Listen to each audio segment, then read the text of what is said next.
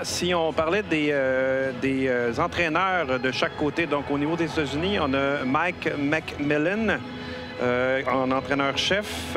On a aussi les assistants-coachs Keith Saint-Germain, Mike Blabac et Greg Brady. Et au niveau du Canada, on a Ken Babby. Ken Babby comme entraîneur-chef et les assistants-entraîneurs, on a Brandon Reed, Jim Babcock et Ken Cullum. Ken Cullum qui est le père de Jordan Cullum qui joue pour l'équipe de développement de l'équipe du Canada. Et parle-nous un peu de Brandon Reed.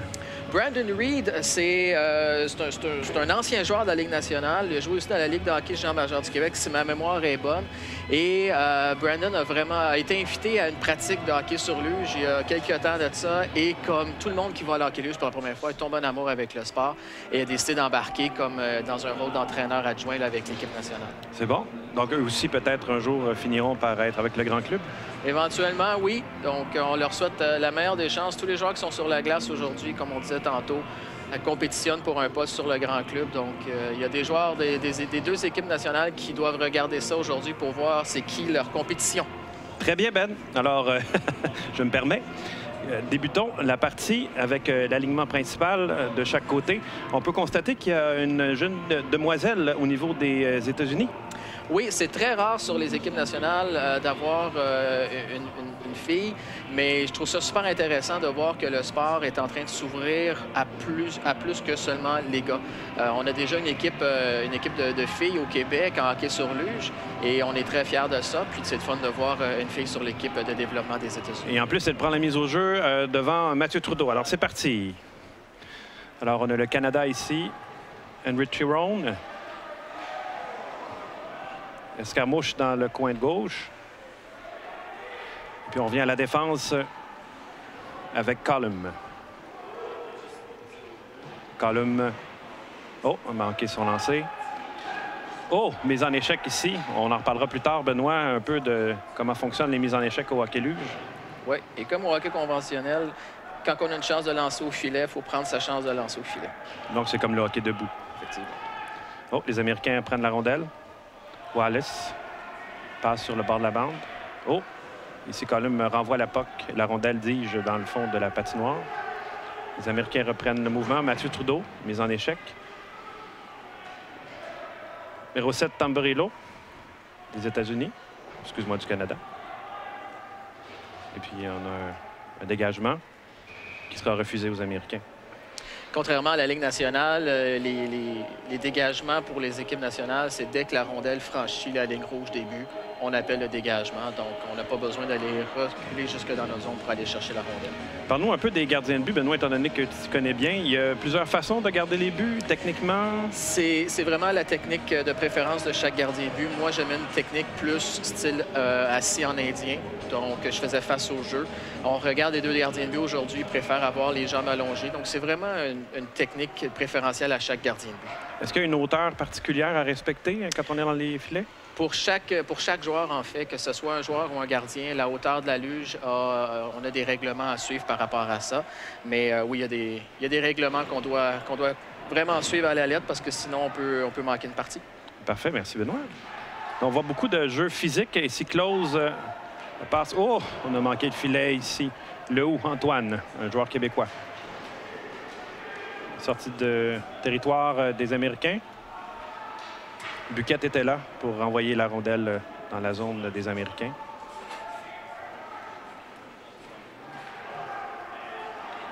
Sortie de territoire sur la bande. C'est une technique au hockey luge assez coutume, hein?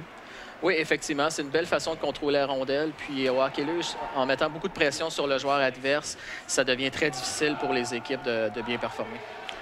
Cullum, le lancer. Donc, premier lancé sur le gardien de but américain. Cullum qui a de l'expérience, Benoît, au niveau des équipes nationales. Oui, Jordan Cullum a déjà fait partie de l'équipe nationale pendant quelques années. Dû arrêter pendant quelques temps dû à une blessure. Mais on voit que Jordan n'arrête pas. Donc, il continue à essayer de performer pour faire un jour l'alignement de l'équipe nationale. Dunn a pris la mise au jeu. C'est un des plus jeunes joueurs de l'équipe nationale canadienne. D'ailleurs, on a plusieurs joueurs de 16 ans sur l'équipe, dont Dunn. On a aussi Sisson, Brandon. Brandon Sisson, entre autres, au total, on a 5 joueurs dans l'équipe développement qui ont 16 ans. Donc, c'est de bon augure pour les prochaines années sur l'équipe nationale. Au niveau des Américains, est-ce qu'on a aussi des jeunes de cet âge-là? Au niveau américain, on a 4 jeunes de 17 ans. Déjà que l'équipe nationale américaine est déjà très jeune, de voir qu'ils ont quelques joueurs qui sont à moins de 20 ans. Encore une fois, pour eux, ils ont un bon bassin de joueurs. Donc, ça leur permet d'avoir plusieurs jeunes là, dans le sein de leur alignement. Merci, Benoît. Oh, mise en échec ici de Grove. Les Canadiens qui sortent. Oh, encore une mise en échec. Du jeu très, très physique. On met beaucoup de pression sur les équipes adverses. Et c'est comme ça qu'on a du succès au hockey sur luge. Si on contrôle le jeu, on contrôle la rondelle. Donc, on a Henry dans le coin qui vient de se faire frapper. On voit les gabarits aussi au niveau du hockey luge. De plus en plus de gros joueurs. Gros joueurs, rapides, très forts. Donc, c'est des athlètes. Oh! Donc, on peut considérer ça comme le premier lancer des Américains. Bel arrêt du gardien de but. Ça a l'air facile ce qu'il vient de faire, mais il a vraiment gardé les yeux sur la rondelle, voir où est la rondelle. Déjà, les joueurs, en étant plus bas, la vision est moins plus importante qu'au hockey debout. Donc, de pouvoir voir la rondelle en tout temps, c'est très important. Les Américains numéro 14. Claude, non, excuse-moi, on est en train d'apprendre les joueurs. Comme AJ Digby Merci, de l'équipe Benoît. américaine qui a pris un lancer. Le Canada, donc Savage sur le bord de la rondelle. On a Mathieu Trudeau qui court après la rondelle. Capitaine de Québec, Ralph. Oui, bonne pression, effectivement. C'est un peu, je dirais pas de jeu décousu, mais on est en train d'étudier l'adversaire, je crois. On est en train d'apprendre comment chaque équipe fonctionne. Puis, en même temps, nous-mêmes, les équipes n'ont pas la chance de pratiquer souvent ensemble. Donc, ça prend quelques temps avant de créer cette chimie. Et puis, comme les joueurs changent beaucoup d'une session à l'autre, c'est pas toujours évident. Mais après une première période ou une première partie, il y a des chimies qui se créent.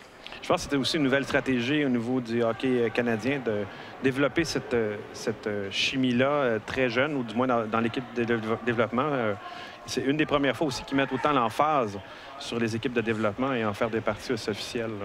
Oui, je dirais que depuis 1 an ou 2, autant du côté américain que du côté canadien. Du côté américain, ça fait quand même un peu plus longtemps qu'ils ont leur équipe de développement. Au Canada, on a parti ça il y a quelques années, puis ça va vraiment donner des bons résultats en bout de ligne parce que plus on commence à développer nos joueurs jeunes, mieux ils vont performer au niveau national. Donc, ça va permettre aux 2 équipes, autant Canada, États-Unis ou même d'autres pays qui vont partir des programmes de développement, d'être plus compétitifs dans les compétitions au niveau national. C'est bon. Donc, le futur est là.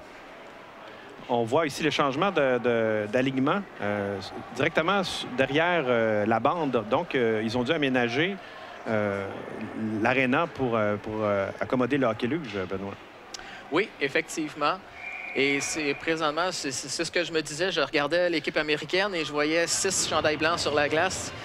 L'arbitre a vu la même chose que moi.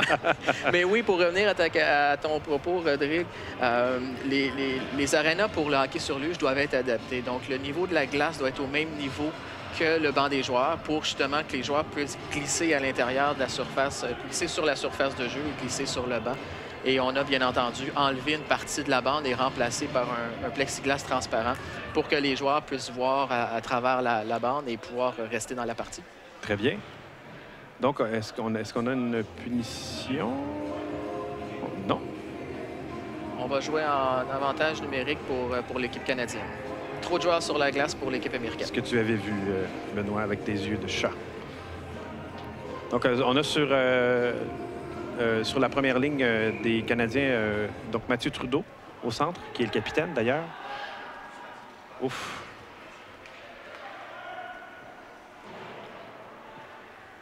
Les Américains qui sont très agressifs en désavantage numérique. Mathieu Trudeau reprend la rondelle. Perd la rondelle. Reprend la rondelle. Donc, il faut qu'ils arrivent à installer le jeu directement dans la zone offensive, ce qui n'est pas le cas. Donc, on a de Québec, le capitaine des Américains, défenseur, qui envoie la rondelle dans le fond. Ça t'est arrivé, Benoît, d'avoir à manipuler la rondelle comme gardien de but et de sortir un peu de ton filet? Au début de ma carrière, on ne l'essayait pas trop. Mais plus tard dans ma carrière, on faisait des tests. Et oui, ça m'est arrivé à l'occasion de sortir de mon filet pour aller jouer la rondelle, surtout en avantage numérique comme ça pour relancer l'attaque. Ça fait vraiment une belle différence. Si on regarde dans la Ligue nationale, des gardiens de but comme Martin Brodeur étaient des experts dans relancer le jeu. Et on essayait de faire ça un petit peu avec nous, les deux gardiens à l'époque, moi et Corbin Watson, pour relancer l'attaque en avantage numérique. Donc ici, on a un arrêt de jeu. Le Canada n'a pas fait grand-chose jusqu'à maintenant. Il leur reste 43 secondes pour l'avantage numérique.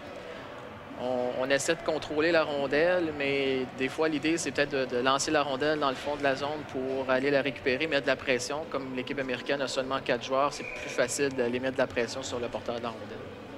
Donc, on a changé d'alignement. Donc, on a Dunn au centre avec Martin. Et puis Antoine Lehoux, numéro 24. Donc, il faut réussir. On n'a pas beaucoup de temps pour installer le jeu. Buquet ici qui est défenseur appui de l'attaque. Dunn à Buquet. À Buquet à Lehoux. Lancé à côté du filet. Dégagement des Américains. 10 secondes de l'avantage numérique. On doit faire attention. Bonne communication entre Buquet et le gardien de but. Aurélien a informé son gardien de but à qui envoyer la rondelle. Donc 7 minutes 30 à faire à la première période. Oh! Oh! Oh! Oh! Philippe. Je crois que le gardien de but ne s'attendait pas à ce genre de lancer. Numéro 15, non, c'est... vous avez Zick. Kyle Zick. Un lancer presque pas d'angle, d'ailleurs. Un angle restreint, mais a été capable de trouver l'ouverture, je crois, par-dessus l'épaule du gardien de but. C'est la preuve qu'on doit toujours être alerte. Attentif et prêt. Oui, effectivement, parce que les lancers proviennent de n'importe où et c'est des très bons lancers au hockey luge, donc il faut toujours être prêt. Donc, Tyson Ridville, le gardien de but, s'est fait prendre sur ce lancer-là. Les Américains sont forts à envoyer la rondelle dans le fond du territoire puis aller la chercher. Les Américains, c'est des équipes, que ce soit l'équipe de développement ou l'équipe nationale, c'est des équipes qui sont très rapides, qui patinent très vite. Donc, de lancer la rondelle dans le fond de la zone et de mettre de la pression sur les joueurs canadiens, c'est probablement leur plan de match. En tout cas, c'est ce qu'ils font depuis le début de la première période. Ouais, on voit la pression est à 2 joueurs. Le Canada aussi a 2 joueurs dans le fond du territoire. Donc, la stratégie. Oh, beau maniement de rondelle de notre jeune fille, Di Claudio. Il y a des équipes nationales, Benoît. Tu parlais du Québec, mais aussi américains et des autres pays, dans le fond, là. Oui, il y a quelques pays qui ont des équipes nationales féminines. Et puis ça, c'est ce qui est vraiment intéressant, c'est que ça va développer le sport au niveau féminin à travers les différents pays. Donc, par exemple, le Canada, les États-Unis ont des équipes de hockey sur luge côté féminin.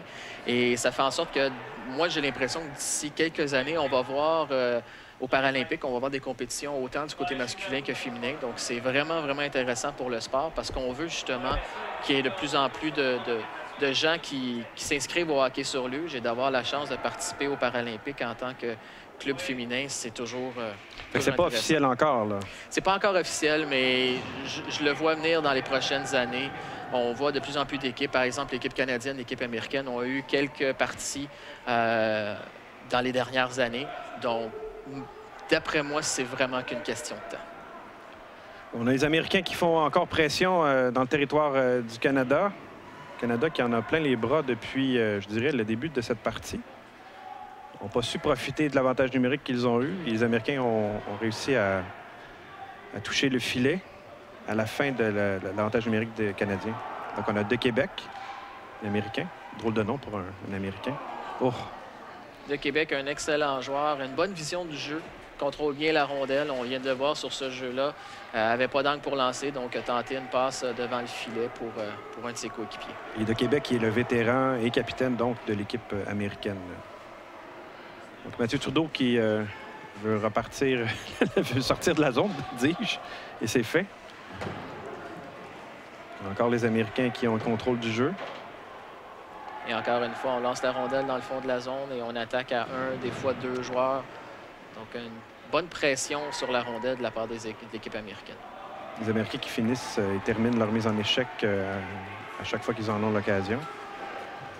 Ça fatigue l'autre équipe. C'est normal. C'est un beau jeu défensif de couture, l'Américain. Pression, encore une fois, à 2 joueurs des Américains. Le Canada qui a de la difficulté à sortir de son territoire. L'équipe canadienne doit se ressaisir. On voit Aurélien Buquet ici dans le coin qui perd la rondelle.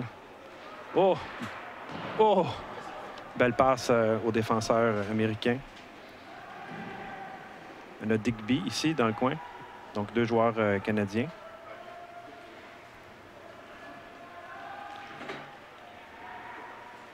Technique de 2 bâtons, hein, au hockey-luge.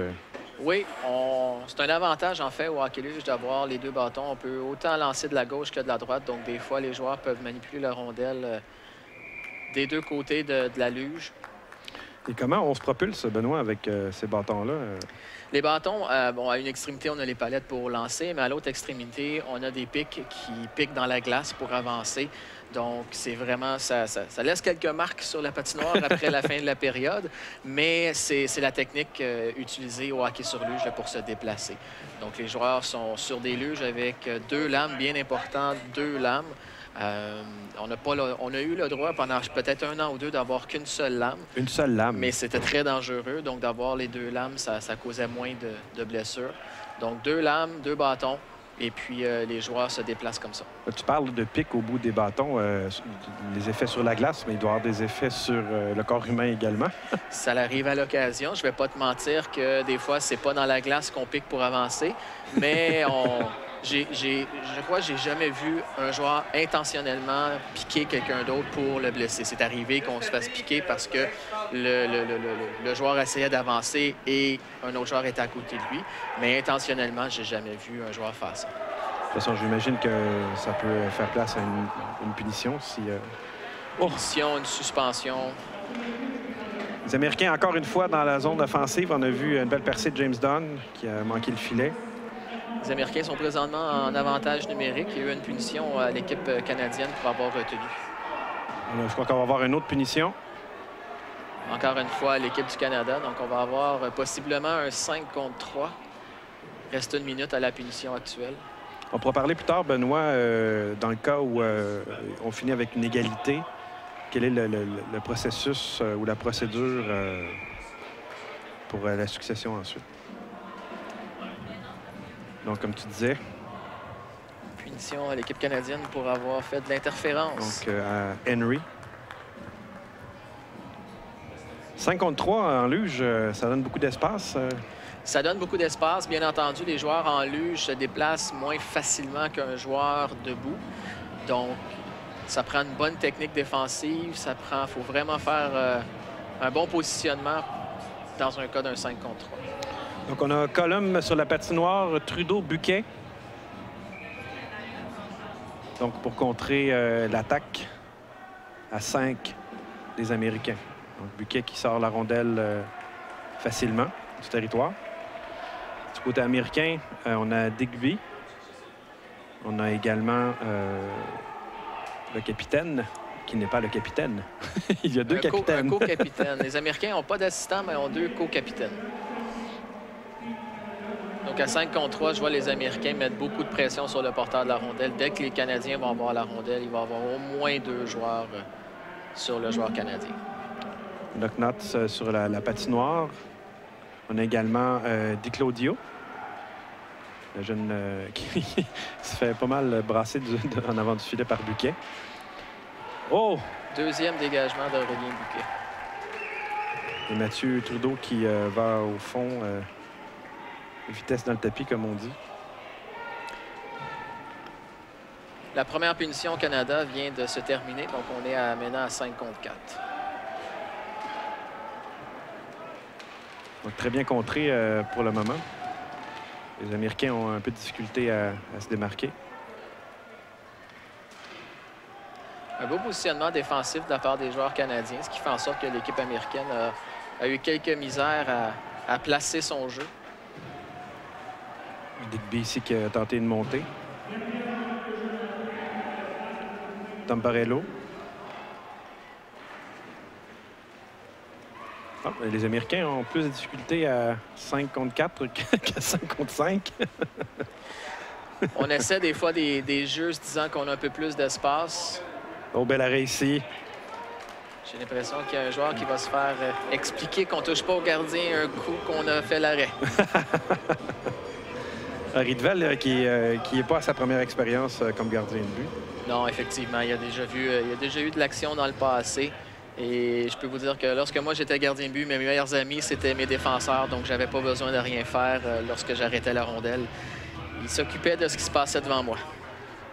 Donc, la mise au jeu a été gagnée ici par Couture. Puis on ressort la rondelle encore une fois. Donc, le Canadien s'en tire bien à 53 et à 54 à 30 secondes à faire en première période. On est maintenant de retour à 5 contre 5, Rodrigue. C'est bon. Donc, aucun but en désavantage numérique contre le Canada. On a de Québec. Oh, belle mise en échec ici de Sisson. Buquet. Les coudes sont assez hauts, hein? Les mises en échec, donc, c'est solide. On a le droit de frapper le joueur avec son épaule, mais pas avec la luge, hein, Benoît? Non, la luge, c'est interdit de frapper avec le devant de la luge, bien entendu. Très dangereux de blesser un joueur. Donc, marque après la première période, Benoît, 1-0 les Américains. 1-0 sur un beau lancer de l'équipe américaine qui a passé tout simplement par-dessus l'épaule du gardien de but canadien. Je crois que le gardien de but s'y attendait pas. Et c'est à ce moment-là que l'équipe américaine a pris les devants dans la partie. Et on n'a pas eu beaucoup de lancers des deux côtés, Benoît. Les deux équipes ont quand même bien performé défensivement. N'ont pas donné beaucoup de chances de lancer à l'autre équipe. Et ce qui fait en sorte que le nombre de lancers, on n'a pas l'information, mais le nombre de lancers est quand même relativement bas là, du côté du Canada et des États-Unis. Donc, si je comprends bien, Benoît, on sort de la patinoire pour faire la glace. Effectivement, on débarque de la patinoire pour faire la glace. Entre chaque période, la Zamboni embarque parce que, comme on disait tantôt, les pics, ça peut endommager la patinoire. Donc, en passant la Zamboni entre les périodes, ça cause moins de problèmes à la glace. Et ici, à l'Arena, on a ajouté des petites rampes pour faire sortir les joueurs de la patinoire parce qu'il y a quand même une petite marche. Mais sinon, c'est très facile de sortir de la patinoire ici à l'Arena Harry Morris. Et Benoît, toi qui as de l'expérience au niveau national, qu'est-ce que l'entraîneur-chef va dire à son équipe entre la première et la deuxième? Bien, moi, si je suis l'entraîneur, je suis très fier de la défensive de mon équipe canadienne. On a vu à 5 contre 3, 5 contre 4, les Américains n'ont eu aucune chance de marquer, vraiment aucune chance. Et le seul but qui a été alloué, c'est vraiment peut-être une petite faute du gardien de but, selon moi, qui était peut-être pas prêt pour se lancer. Mais sinon, une bonne période. Mettre plus de pression en zone offensive sur l'équipe américaine. Et de l'autre côté, si je suis l'entraîneur d'équipe américaine, ben moi, je suis content de voir mon équipe en avant 1-0. Mais par contre, de continuer de la pression. En zone défensive, les Américains se sont bien débrouillés. C'est peut-être leur jeu en avantage numérique qu'ils vont devoir pratiquer un peu plus parce qu'on a vu leur avantage numérique n'a pas eu beaucoup de menaces de la part de l'équipe américaine. Benoît, on a parlé du fait que tu as participé dans l'équipe canadienne comme gardien de but. Tu as participé à combien de Paralympiques? J'ai eu la chance de participer à 3 Paralympiques, Turin en 2006, Vancouver en 2010. Et je dis dernièrement comme si c'était hier, mais Sochi en 2014, ça fait déjà 2 ans de ça. Mais j'ai eu le privilège de pouvoir participer à 3 Paralympiques. Tu as débuté dans l'équipe canadienne comme gardien de but? Moi, j'ai débuté sur l'équipe nationale comme attaquant. Quand j'ai commencé à jouer au hockey luge avec l'équipe de Montréal, il y avait déjà des gardiens de but. Et moi, je voulais jouer, je voulais m'amuser. Donc, j'ai commencé à jouer comme attaquant.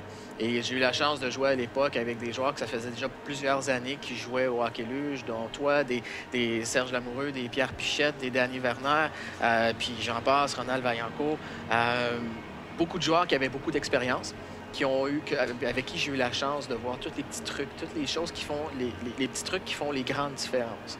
Et ça m'a permis de m'améliorer rapidement. Et c'est grâce à notre bon ami Danny Vernard qui un jour m'a invité à venir au camp de sélection de l'équipe nationale. Et j'ai fait l'équipe comme attaquant. Mais moi, j'ai toujours été gardien de but. Moi, je me sens bien dans la partie bleue. Tu dis que tu as toujours été gardien de but, c'est avant... Avant la maladie. Moi, j'ai eu un cancer en 93, j'ai perdu ma jambe en 95, mais avant la maladie, j'ai toujours joué au hockey. Je pense que j'ai commencé à jouer au hockey, j'avais 4-5 ans, et j'ai toujours été gardien de but. J'ai toujours voulu être gardien de but, l'équipement était différent.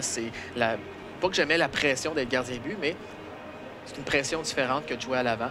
Et quand j'ai eu une opportunité avec l'équipe nationale de devenir gardien de but, un des deux gardiens de but est devenu joueur d'avant. Donc, j'ai pris sa place comme gardien de but auxiliaire avec l'équipe nationale, ce qui m'a permis d'aller aux Paralympiques en 2006. Et par la suite, j'ai continué là, comme gardien de but pour 9 saisons sur l'équipe nationale. Donc, au total, 10 saisons sur l'équipe nationale. Puis ça a été des belles années sur l'équipe nationale. Mais là, maintenant, après Sochi, j'ai décidé qu'on prend la retraite de l'équipe nationale, mais on continue quand même à jouer au hockey luge parce que bon, ça fait partie de qui je suis. Puis tu es retourné comme joueur d'avant et non pas comme gardien de but. À Montréal, on a déjà d'excellents gardiens de but, donc je ne me voyais pas arriver avec l'équipe puis leur dire « Les gars, j'arrive, tassez-vous. » Puis de toute façon, c'est des gens que je respecte énormément. Puis le challenge était quand même assez le fun à jouer à l'avant pour moi. Donc, à ce moment-là, quand j'ai pris ma retraite puis que je suis revenu avec l'équipe de Montréal, j'ai informé que je voulais revenir comme avant. Puis ça se passe bien, j'aime ça, j'ai beaucoup de plaisir. Puis quand je débarque de la patinoire, j'ai eu chaud. Là, les gens ne peuvent pas le voir, mais dans ta main droite, tu as une grosse bague. Oui, la bague des championnats du monde de 2013. On avait les championnats du monde en 2013 en Corée et on a remporté la médaille d'or. Donc, Hockey Canada, lorsqu'on remporte un championnat du monde ou des Paralympiques, font un événement une fois par année. Et chaque équipe, que ce soit l'équipe masculine, l'équipe féminine, l'équipe junior, les moins de 18 ans, tout ça, l'équipe de hockey luge et éventuellement l'équipe de hockey luge féminin, j'espère, font un événement par année pour ramasser les fonds pour le hockey mineur au Canada. Et lors de cette soirée-là, remettre des bagues à tous les joueurs et membres de l'équipe. Donc, que ce soit l'entraîneur, le physio, la personne en charge de l'équipement, remettre une bague à chaque personne qui a eu un impact dans cette victoire-là. Donc, c'était une belle bague. C'est des bagues qui ressemblent aux bagues de la Coupe Stanley. C'est fait par la même compagnie en passant. Et c'est plus facile de porter la bague que de porter la médaille, disons. On parle de hockey luge, Benoît, à Montréal. Hockey luge qui aurait peut-être pu sa place aujourd'hui si ce n'était que de Maxime Gagnon, qui est aussi responsable du défi sportif Altergo. Peux-tu nous parler un petit peu de Maxime?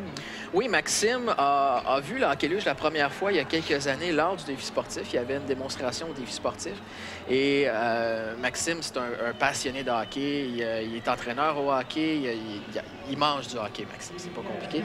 Et Max a décidé de prendre le hockey luge un petit peu sous son aile et il s'est dit, je vais essayer d'aider ces gars-là pour quelques années. Question de lancer le hockey luge au Québec parce que si on se souvient, quand toi et moi on jouait ensemble au début, c'était des parties le dimanche matin très, très tôt parce que c'était le seul temps de glace qu'on avait. Et depuis l'arrivée de Maxime a vraiment regardé le hockey luge et s'est dit, il y a vraiment quelque chose à faire avec ça. Donc, il a pris le hockey luge vraiment à la base au Québec et il a décidé de l'amener à un autre niveau. Et Maxime, il s'est impliqué à 100 %. Donc, il est encore là aujourd'hui. C'est la personne qui gère les équipes au Québec. On a maintenant, si ma mémoire est bonne, 7 équipes à travers le Québec, 7 régions qui ont des équipes de hockey sur luge. Et on a même maintenant une équipe provinciale, ce qu'on n'avait pas dans les dernières années. Donc, on a une équipe du Québec qui se promène un peu partout à travers le Canada. L'équipe va quitter dans quelques semaines pour Edmonton pour aller à nos premiers championnats canadiens. Donc, c'est vraiment grâce à l'implication de Maxime qui s'est bâti une équipe alentour de lui pour prendre le hockey luge de où il était et l'amener où on est. Et je sais très bien que Maxime a une vision à long terme du hockey sur luge. Son rêve, d'après moi, ce serait d'avoir des championnats du monde ici même au Québec, que ce soit à Montréal ou ailleurs dans la province. Donc, c'est vraiment... malgré que les joueurs qui étaient là avant avaient cette vision-là, on n'avait pas, le temps, on n'avait pas les capacités puis les connaissances qu'un Maxime Gagnon a. Et chapeau à Maxime, parce que si on a le hockey sur luge aujourd'hui comme il est au Québec, c'est en très, très grande partie grâce à lui. Donc, équipe Québec, en partenariat avec Hockey Québec également. Oui. Donc, tu dis que vous partez à Edmonton. C'est quoi les dates que vous partez? On part du 12 au 15 mai prochain. On va avoir des parties contre l'équipe de l'Ontario, de l'Alberta et de la Colombie-Britannique. Donc, présentement, on a joué des parties dernièrement contre l'équipe de l'Ontario. Malgré qu'on a perdu les trois parties, ça s'est terminé par 1 ou 2 buts. Donc, ça a toujours été très, très serré. Donc, j'ai hâte de voir ce que ça va donner à Edmonton. On a quand même eu plusieurs pratiques entre nos dernières parties et la compétition à Edmonton dans quelques semaines. Et on ne connaît pas les équipes de l'Alberta ni de la Colombie-Britannique. Donc, ça va être vraiment un bon challenge pour nous de voir où on se situe par rapport aux autres équipes à travers le Canada. Et bien entendu, on s'en va là, nous, avec un objectif de remporter la médaille d'or. Je pense que c'est l'objectif que chaque équipe se donne. Donc, on pratique beaucoup, on s'entraîne énormément. Les joueurs sont très motivés. On s'échange quelques messages là, par Facebook. Puis, les joueurs se relancent le côté entraînement. Donc, je m'attends à une belle performance de l'équipe du Québec là, au mois de mai à Edmonton. Tu as parlé de pratique. Le camp de sélection pour cette équipe-là s'est fait à Québec, si je ne me trompe pas. Hein? On est allé à Québec. Il y avait un événement à Québec qui était le Challenge hivernal, qui regroupe quelques sports pour personnes handicapées. C'est l'équivalent du défi sportif Altergo, mais à Québec, pour l'hiver, c'est ça? Pendant l'hiver, effectivement. Donc le hockey sur luge était là. Et Équipe Québec, Hockey Québec, a invité plusieurs joueurs pour faire un camp de sélection pour l'équipe qui allait représenter le Québec au championnat canadien. Donc, on était allé à Québec pendant 3 jours.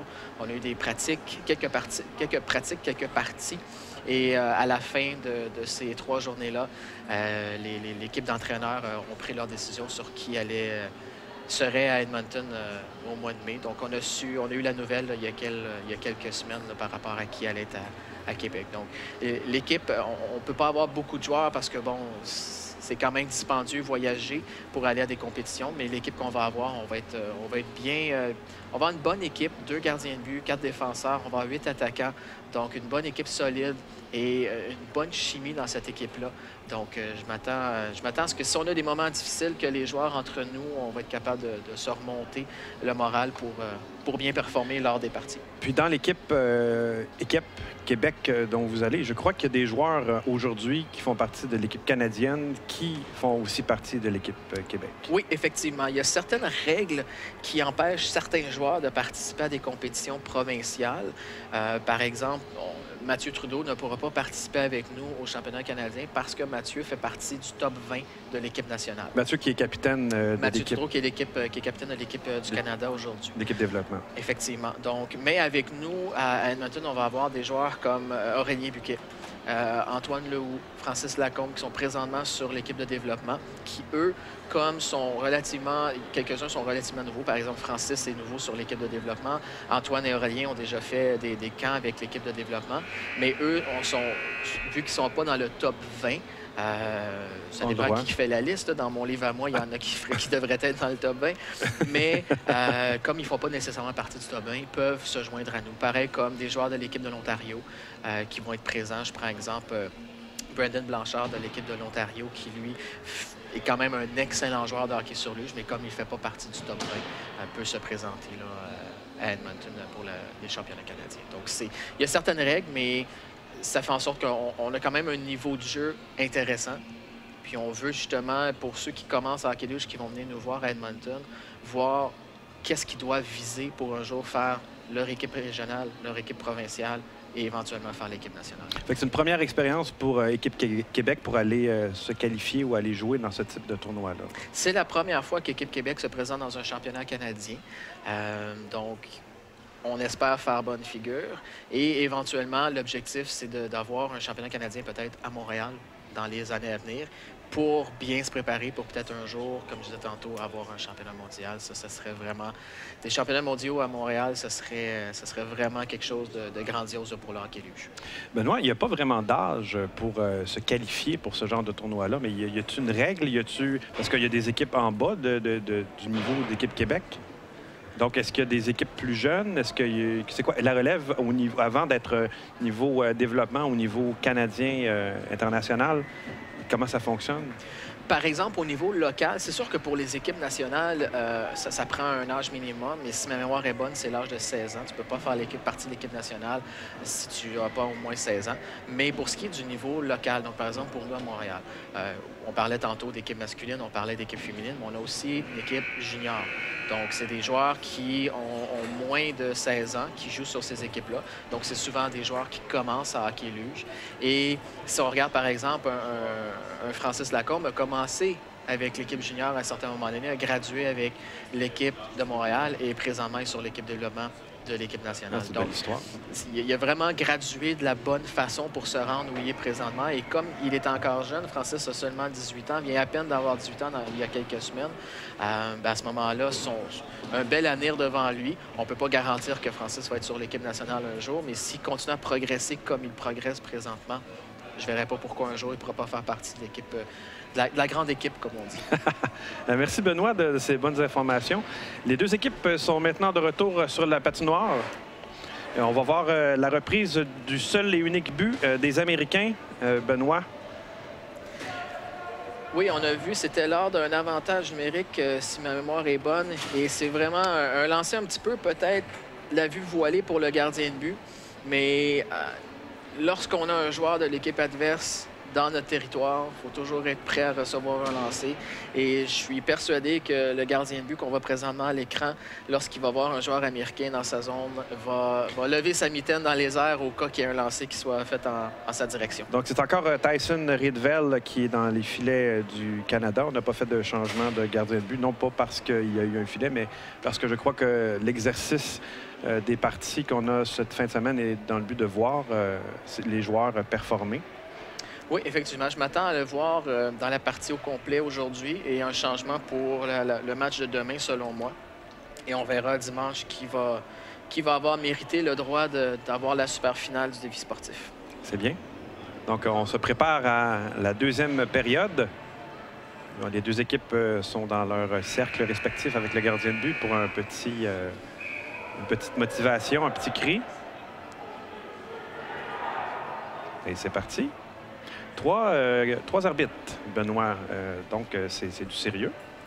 Oui, bien, on veut essayer de donner l'impression d'un championnat mondial. Donc, c'est une des raisons pour laquelle on débarque entre les périodes, pour créer cette ambiance de championnat mondial, parce que ces joueurs-là qui vont se présenter un jour sur l'équipe nationale vont se présenter à des championnats mondiaux et à des Paralympiques.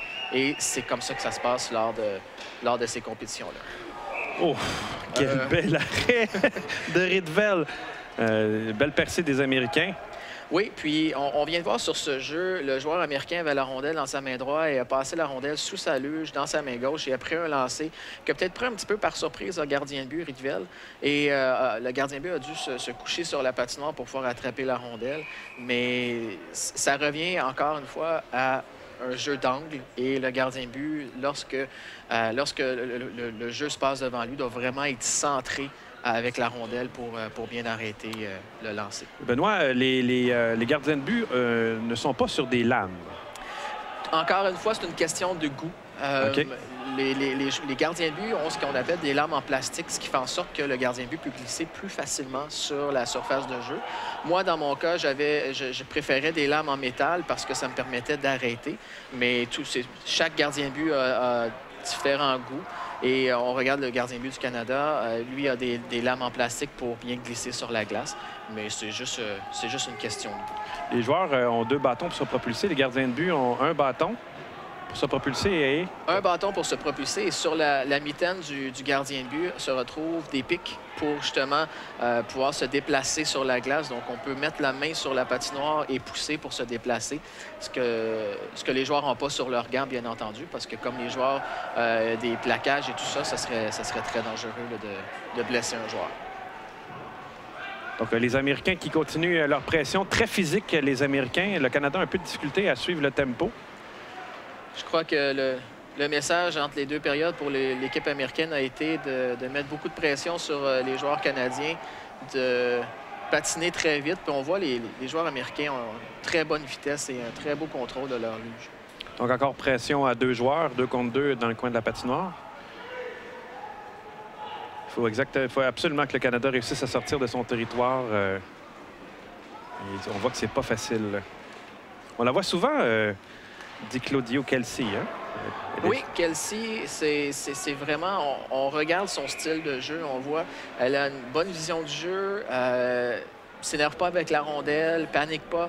Donc ça, c'est vraiment intéressant de voir ça. Il y a beaucoup de jeunes joueurs qui peuvent prendre exemple de Di Claudio.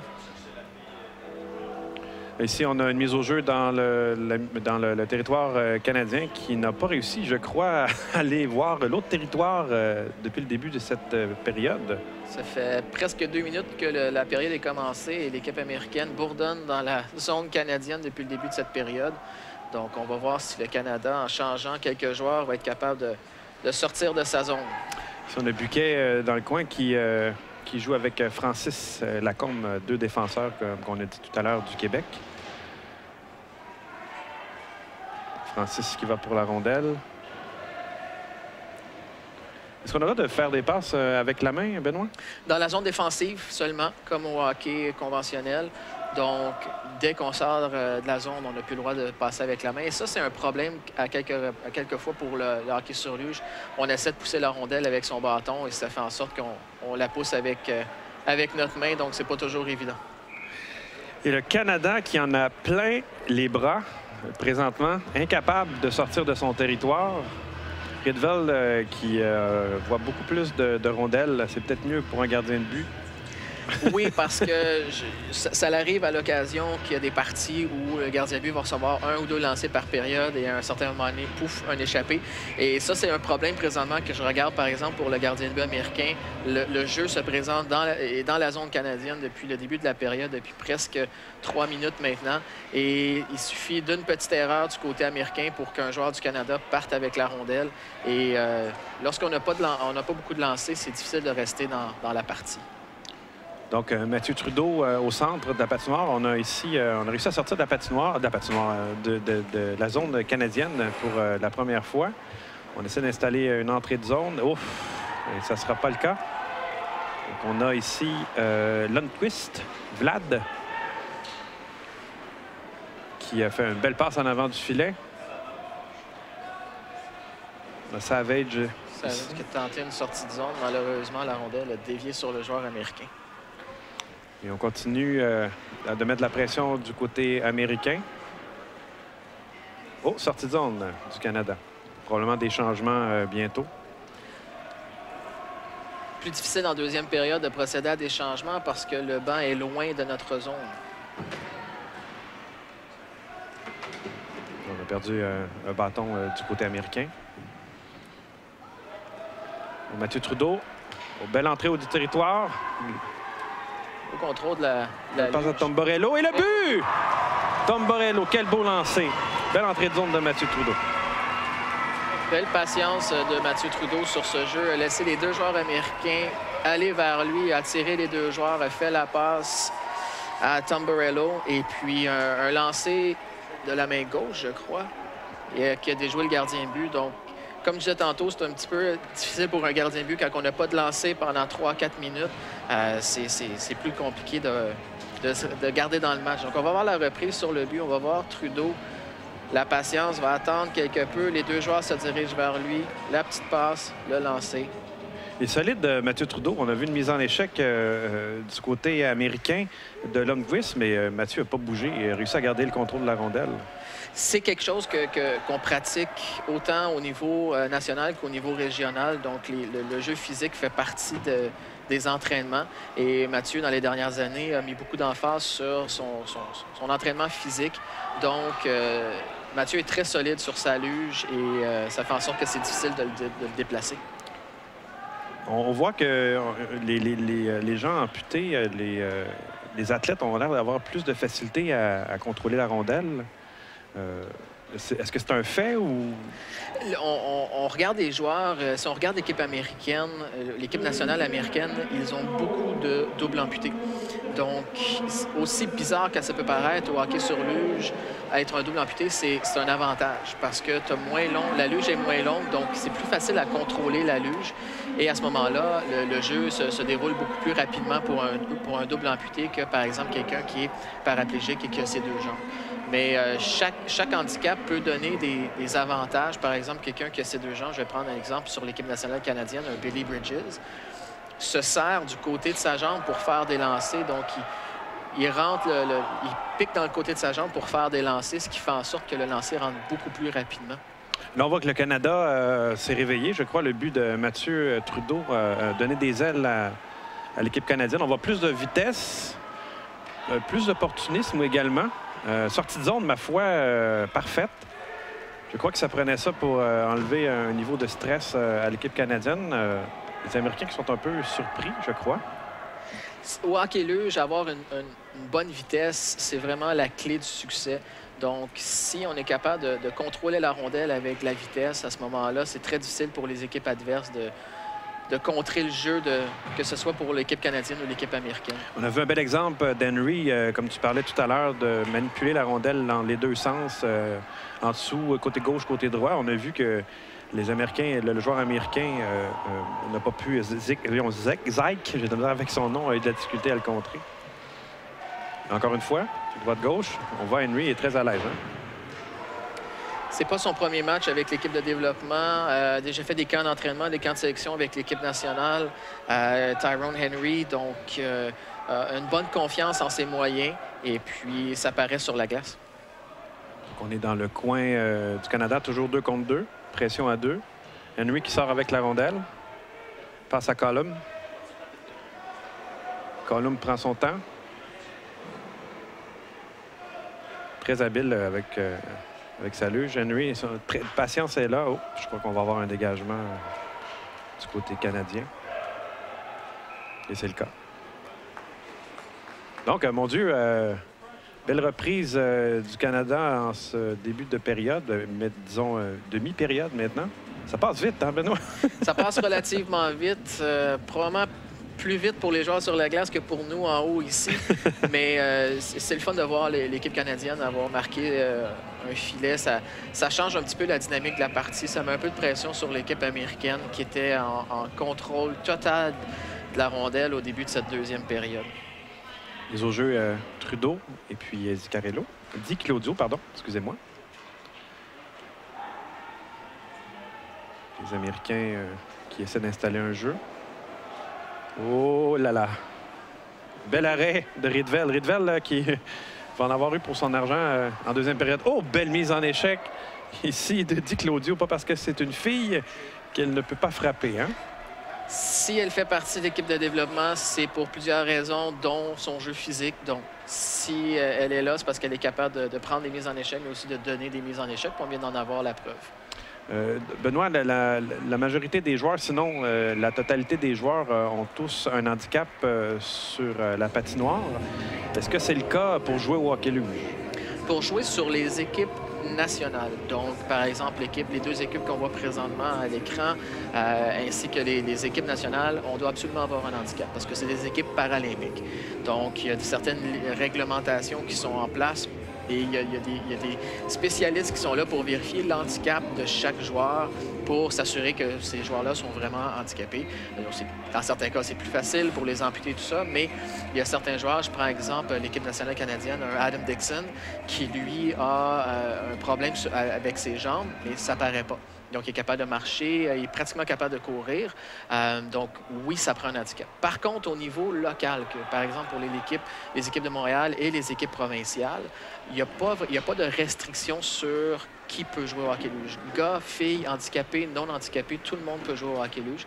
Ce qui fait en sorte qu'on peut avoir un plus gros bassin de joueurs de hockey luge. Sinon, si on limitait ça seulement aux personnes handicapées, ça serait très difficile de créer des équipes, ce qui fait en sorte que il n'y aurait pas de compétition et on n'aurait pas de joueurs qui pourraient se présenter sur les équipes nationales. Donc, on pourrait croire que les gens qui ne sont pas handicapés ont plus de facilité à jouer au hockey luge? Je vais être honnête avec toi, pas nécessairement, parce que souvent, la personne qui n'est pas handicapée va tenter de se servir de ses jambes pour, justement, déplacer sa luge. Et lorsque la personne comprend que les jambes servent absolument à rien sur une luge, c'est là que la personne va commencer à bien performer. Si on regarde, par exemple, un joueur comme toi-même, Rodrigue, ça fait quand même plusieurs années qu'il joue au hockey luge, au début, comme je disais, les joueurs tentent de se servir de leurs jambes, tentent de lever le devant de la luge pour se tasser à gauche puis à droite. Et j'ai plusieurs connaissances qui m'ont dit, qui ont essayé le hockey luge, qui me disent « j'ai mal aux jambes quand je débarque de la patinoire. Oui. Pourtant, c'est juste le haut du corps qui travaille. Lorsqu'on comprend que c'est seulement comme un vélo, on tourne à gauche puis à droite, on penche la luge pour se tourner. Transfert de poids. À ce moment-là, c'est beaucoup plus simple et on a beaucoup moins mal aux jambes. Donc, on a vu une belle percée de Savage tout à l'heure pendant qu'on parlait. Le Canada qui continue à faire pression dans le territoire. Plus à l'aise, je dirais, que la première période. Et on a un avantage numérique du côté canadien, d'ailleurs. Oui, effectivement, l'équipe américaine a été prise pour avoir accroché. Donc, Antoine Lehoux. Henry est sur la patinoire. Oh, belle reprise de rondelle d'Henry. Réussi à rentrer dans le territoire. Oh, belle mise en échec ici de Eustache. David Eustache. Antoine Lehoux, un des joueurs québécois très rapide sur sa luge. Qui lui aussi fait partie de l'équipe Québec, si je ne me trompe pas. Oui, effectivement. Antoine va être avec nous au championnat canadien à la mi-mai. Aurélien Buquet a manqué la rondelle. Aurélien Buquet qui est défenseur, mais qu'on voit souvent à l'attaque. Peut-être une stratégie canadienne. Probablement. L'avantage avec Aurélien, c'est comme il est un joueur très rapide sur sa luge et il se déplace très facilement sur sa luge. À ce moment-là, on peut l'utiliser à plusieurs facettes. Je pense que sa prochaine étape, c'est d'essayer de garder les buts parce qu'il est partout sur la glace. Donc, dégagement du Canada, l'avantage numérique est terminé. On n'a pas réussi à profiter de l'occasion pour aller faire un deuxième but contre les Américains. 5 minutes 19 à faire en deuxième période. On voit du hockey plus rapide qu'en première période, plus offensif. Le côté physique, je pense qu'il est encore aussi présent qu'en première période. On met beaucoup de pression sur le porteur de la rondelle, encore une fois, en deuxième période. Et on voit qu'on ouvre un peu plus le jeu, par contre. On prend un petit peu plus de chance, ce qui fait en sorte que c'est ça qui a donné une chance à l'équipe canadienne. Et on continue beaucoup à mettre de la pression sur les joueurs, autant du côté canadien que du côté américain. Le Canada, Sisson, devant le filet à Henry. Henry qu'on voit souvent sur la patinoire. Oh, mauvaise passe ici. Et mauvaise passe aussi de Wallace, l'Américain. Oh! Ça tentait une passe devant le filet, mais il a fait la passe derrière son joueur. Donc, malheureusement, la chance de marquer s'est effacée. Oh! Beau lancer de couture. Il a raté le filet. On voit que c'est probablement la grosse ligne, comme on dit, des Américains sur la patinoire. Oui, avec de Québec sur la glace présentement, on voit que c'est probablement le joueur qui contrôle le mieux la rondelle du côté américain. Le Canada en a plein les bras. Wallace dans le coin, Sisson et Colum. Henry qui prend la rondelle. Oh! Belle mise en échec. Si on voit, il y a des joueurs habitués à frapper Lundqvist. Beaucoup de mises en échec depuis le début de cette partie. Je crois que là, oui, c'est ça ce que j'allais dire. Il y avait hors-jeu américain. On voit Colum qui essaie de sortir avec la rondelle. C'était peut-être pas une bonne idée d'aller devant le gardien de but. S'est fait contrer. Encore couture. On est encore... les joueurs canadiens doivent être commencés à être fatigués. C'est pas bon signe habituellement si on n'est pas capable de contrer l'adversaire. Est-ce qu'on a le droit de contrôler la rondelle comme joueur en avant du filet du gardien de but? Est-ce qu'on peut arrêter la rondelle? On n'a pas le droit de camoufler la rondelle avec nos mains ou avec notre corps, mais bien entendu, on peut se positionner dans les zones de tir, dans les lignes de tir, pour bloquer la rondelle.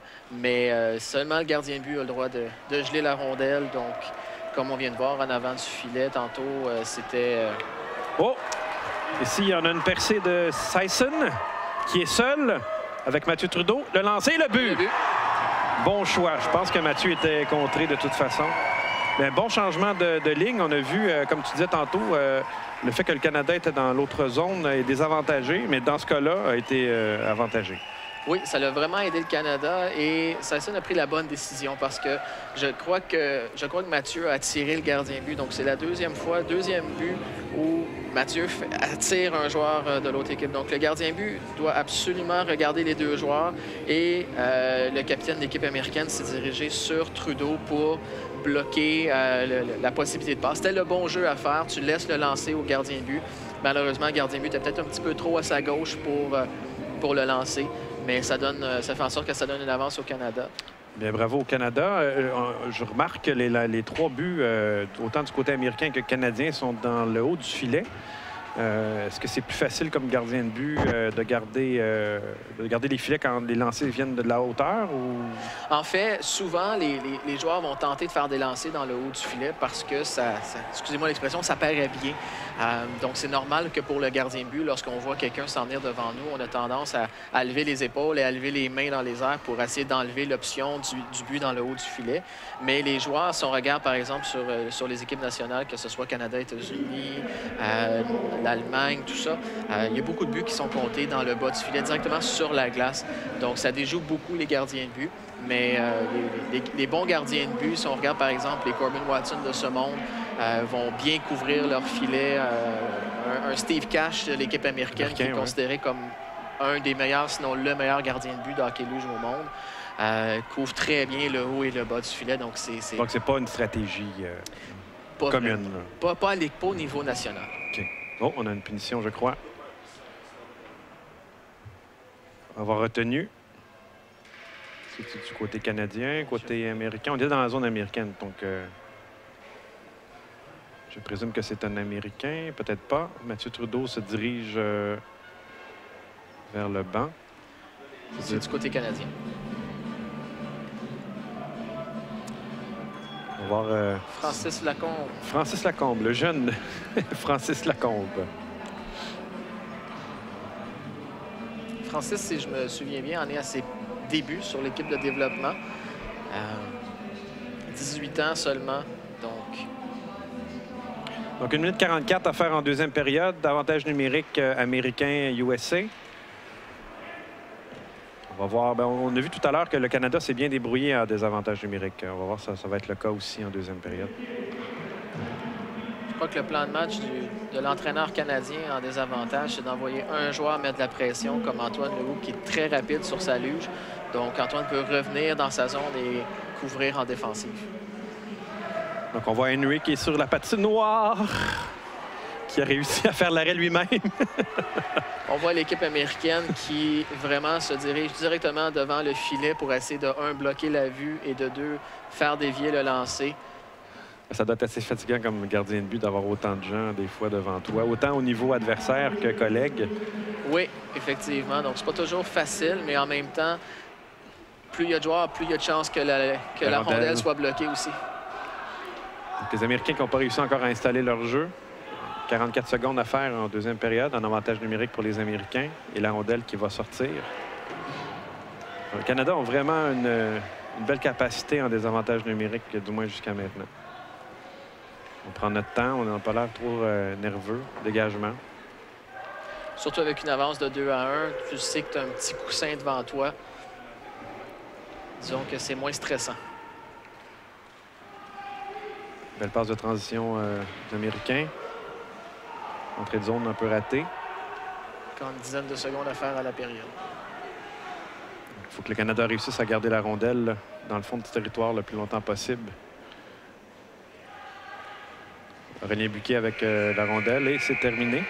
Il va rester 16 secondes en début de troisième période pour un avantage numérique pour les Américains. Bien, ma foi, le Canada a pris les choses en main en deuxième période, Benoît. Oui, bien, on a vu l'équipe américaine sortir en force en début de deuxième période. On en parlait tantôt, l'équipe américaine bourdonnait dans la zone du Canada pendant au moins 3, peut-être même 4 minutes. Et ça l'a pris un but pour mettre les deux équipes à égalité. Et par la suite, encore une fois, l'équipe américaine qui est revenue en force pour essayer de reprendre les devants. Mais c'est sur une perte de rondelles de l'équipe américaine que le joueur canadien que les joueurs canadiens ont repris l'avantage sur le pointage. Donc, après 2 périodes, 2-1 pour le Canada, il reste présentement 16 secondes à l'avantage numérique de l'équipe américaine. Alors, on pourrait peut-être parler, Benoît, du défi sportif Altergo qui est en plein essor et je dirais beaucoup d'athlètes. C'est pas juste du hockey luge, au contraire, c'est spécial d'avoir du hockey sur glace pendant le défi sportif Altergo. Mais Altergo, à chaque année, donc le défi sportif a lieu cette année du 25 avril au 1er mai. Il y a plus de 5000 athlètes qui se donnent rendez-vous pour exactement la 33e édition du défi sportif cette année à Montréal et sur la Rive-Sud. C'est unique au monde comme tournoi, si on peut dire ainsi. Un événement international qui rassemble des athlètes élites et de la relève de toute déficience. Donc, puis pour participer à ça, pour que ça ait lieu, il y a au-dessus de 1200 bénévoles, plus de 100 partenaires qui contribuent au succès du défi sportif Altergo. Puis c'est grâce à l'implication de ces derniers que l'événement existe aujourd'hui. Et aujourd'hui, depuis plus de 30 ans quand même, il faut souligner l'effort, il faut souligner aussi l'implication des gens, des athlètes autant que des bénévoles. Les visiteurs du défi sportif peuvent assister gratuitement aux compétitions sportives et profiter de l'art d'animation qui aménage au complexe sportif, je crois, Claude Robillard. Il y a des belles rencontres avec des athlètes. On a vu des joueurs du Canadien de Montréal qui étaient présents, des joueurs des Alouettes, les joueurs de l'Impact aussi qui étaient présents pour l'occasion.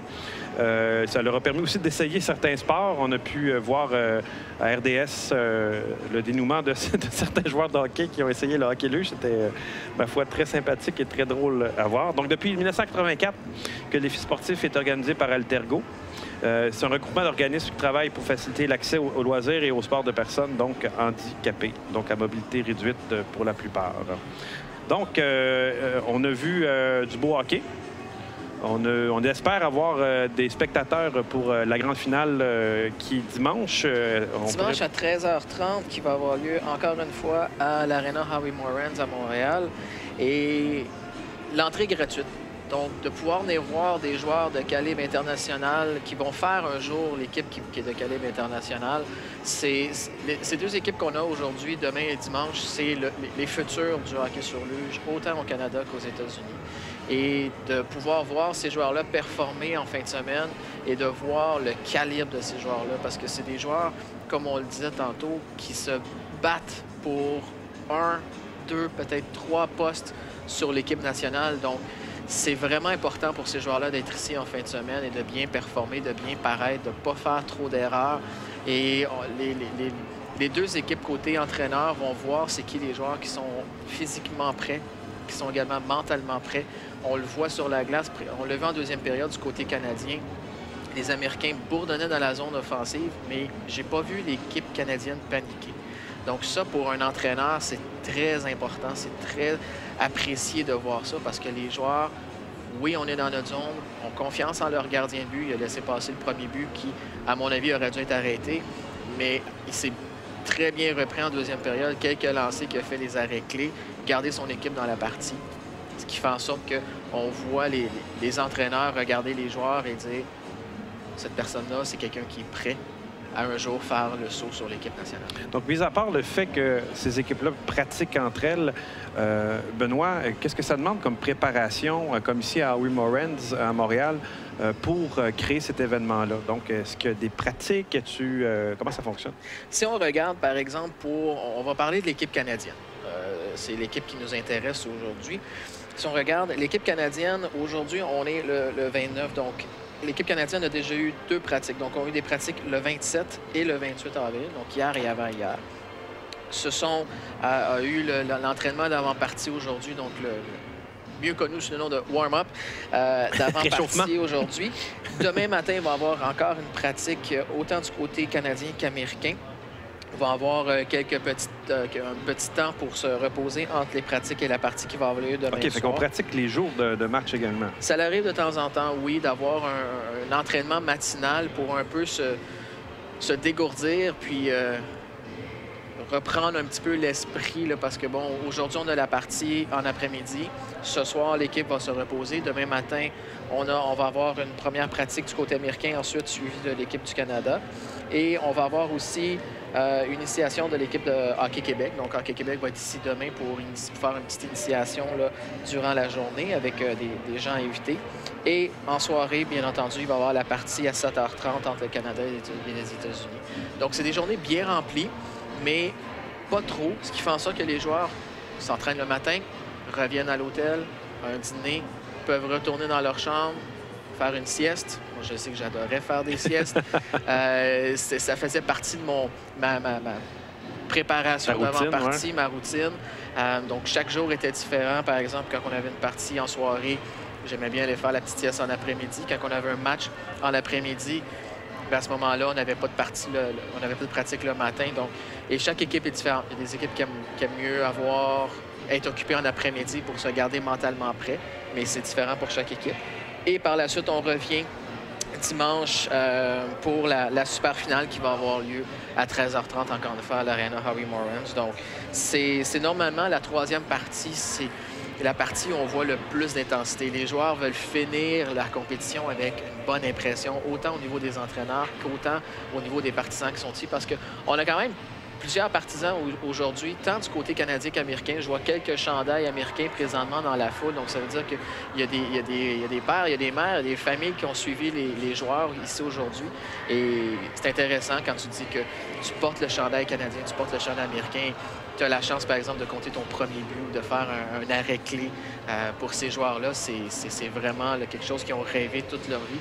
Et peut-être qu'ils pensaient qu'ils n'allaient jamais avoir accès.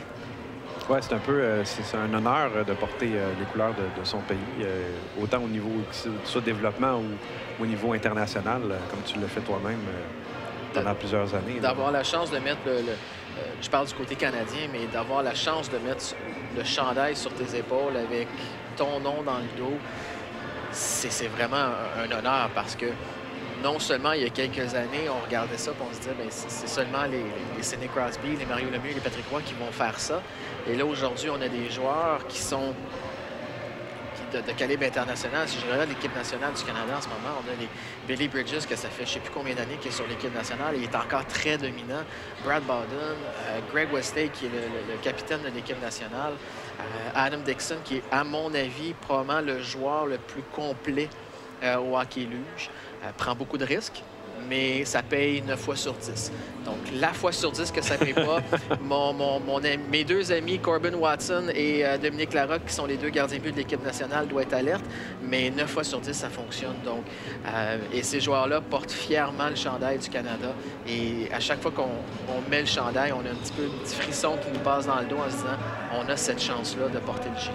Dominique Larocque qui a un peu le même parcours que toi en tant que joueur et maintenant gardien de but, si je ne me trompe pas. Oui, il me copie un peu trop, je trouve, mais bon, c'est pas grave. Non, en fait, Dominique aussi a toujours été quelqu'un qui aimait être gardien de but. Et lorsqu'il a fait le saut au hockey luge, même chose que moi, lui était dans la région de Québec. Il n'y avait rien dans la région de Québec quand lui a commencé. Je me souviens, on est allé faire une démo à Québec, puis c'était la première fois qu'il embarquait dans une luge. À l'intérieur de 6 mois, il a passé de quelqu'un qui n'avait jamais joué au hockey luge à un potentiel de faire l'équipe nationale. Et à l'intérieur d'un an, il faisait déjà partie de l'équipe nationale. Dominique a un talent très élevé pour ce qui est de jouer au hockey luge comme attaquant. Mais encore là, lui, sa passion, c'est de jouer dans les filets. Et lorsque j'ai pris ma retraite en 2014, il m'a demandé, il dit, tu reviens-tu ou tu reviens pas? Je dis, non, je ne reviens pas. Donc ça, on voit la classe que ce gars-là a. Parce que honnêtement, je me débrouillais très bien comme gardien de but, mais je regarde Dominique performer aujourd'hui, puis je me dis, il va devenir un meilleur gardien de but que moi, j'ai pu l'être. Et a attendu que je prenne ma retraite pour justement essayer comme gardien de but. Il prend beaucoup de place dans le filet. Oui, c'est ça. J'allais dire, les gardiens de but qu'on voit aujourd'hui ont comme équipement ont des jambières de joueurs de hockey. Oui. Mais Dominique a une jambière de gardien de but, si je ne me trompe pas. Là. Dominique et Corbin, les deux ont fait faire des jambières de gardien de but faites sur mesure pour le hockey luge parce qu'on ne peut pas juste aller au magasin de sport et acheter une jambière de gardien. Donc, c'est fait sur mesure, des compagnies qui font ça.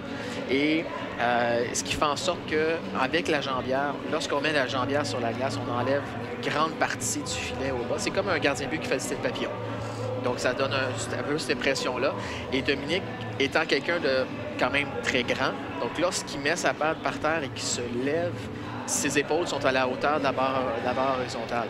Donc, ça fait en sorte qu'il prend beaucoup de place dans le filet, ce qui rend la tâche très difficile pour l'équipe adverse d'essayer de compter un but. Donc, moi, je regarde présentement l'équipe nationale, l'avenir entre les deux poteaux.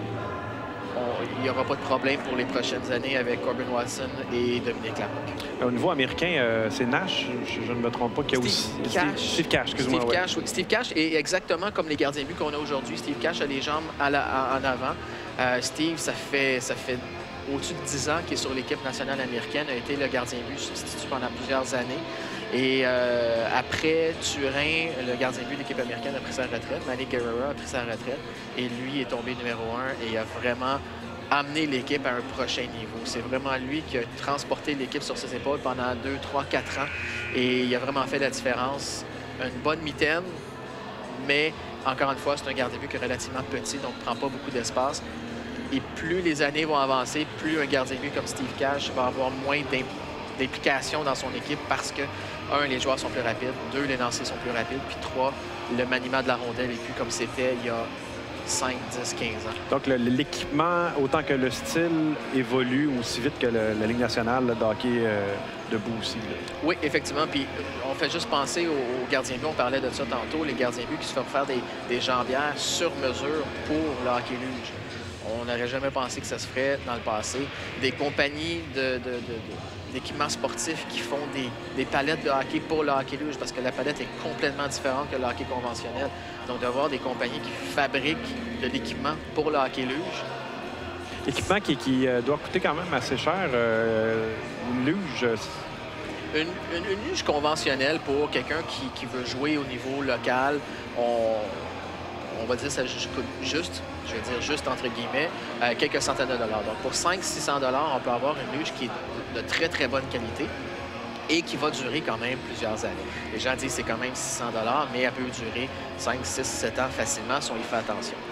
Les joueurs d'équipe nationale, bien entendu, c'est comme des joueurs de la Ligue nationale de hockey.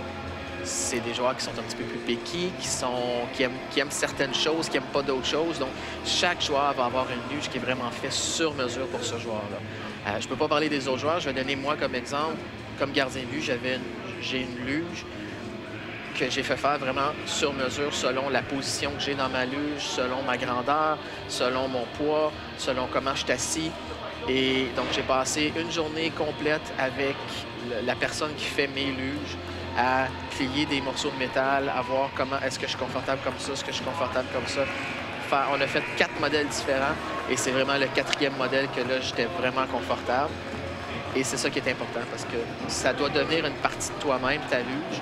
Et c'est dès que tu te déplaces, ta luge doit te suivre. Donc, si les gens sont intéressés, Benoît, à avoir plus d'informations pour le hockey luge, tu les référerais où?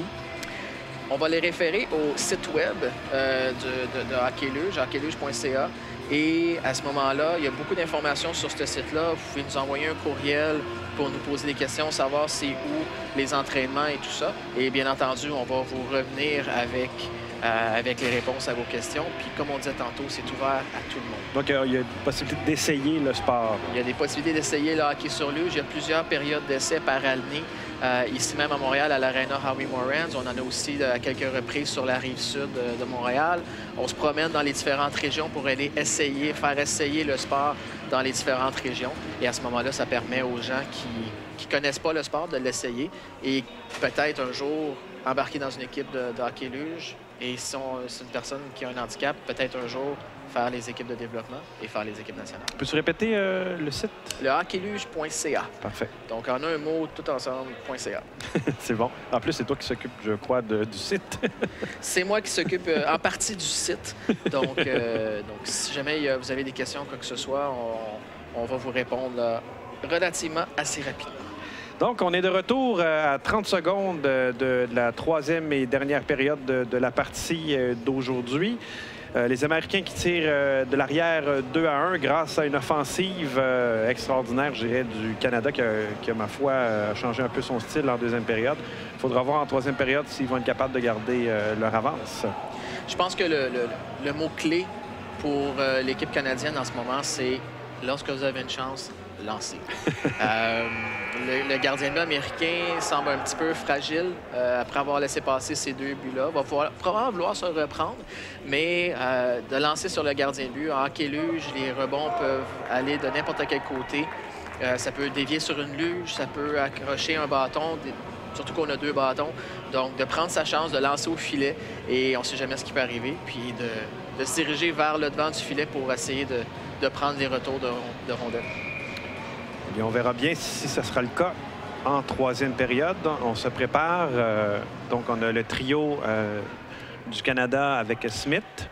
Et puis, au côté américain, on a le trio de notre 2e capitaine ou l'assistant, Goulet, qui était là tout à l'heure. Encore 10 secondes à l'avantage numérique américain. On va espérer que l'équipe canadienne puisse terminer ce désavantage numérique. J'imagine que les mises au jeu dans la zone offensive sont aussi importantes que quand on joue du hockey debout. Hein.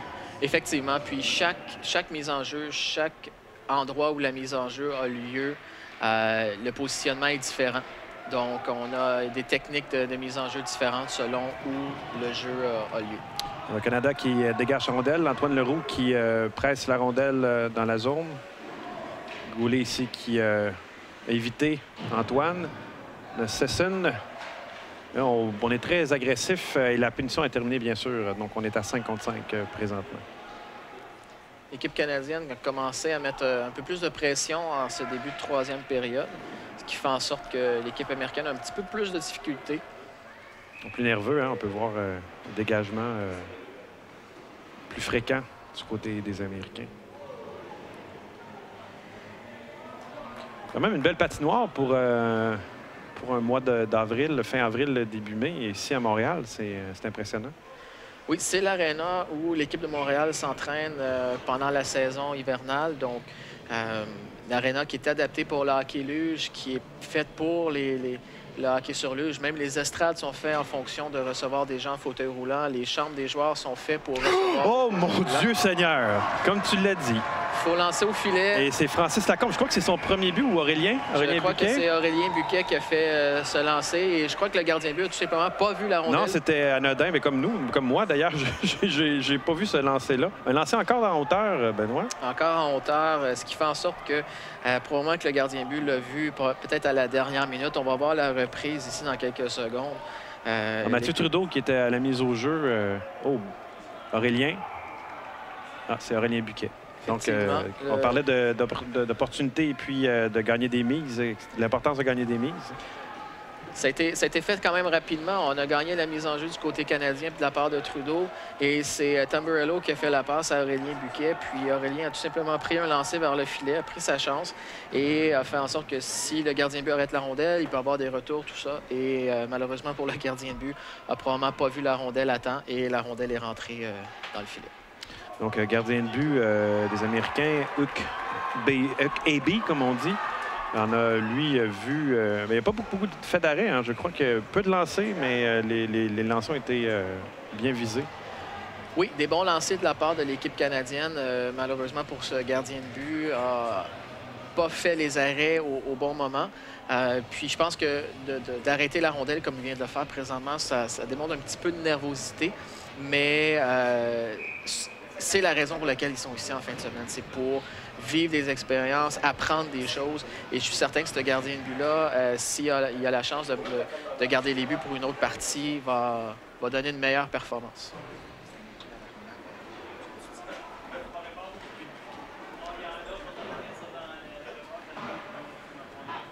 On a vu ici l'intervention de de Maxime Gagnon qui est venu nous suggérer fortement de dire que M. Aurélien Buquet avait réussi à pointer le filet de sa main gauche. Comme disait Benoît, c'est important d'être capable de manipuler la rondelle des deux côtés. Autant de la main gauche que de la main droite. Il faut dire quand même qu'Aurélien est gaucher. Donc, je ne veux pas rien lui enlever. Il y a un but de la part du Canada. Encore une fois.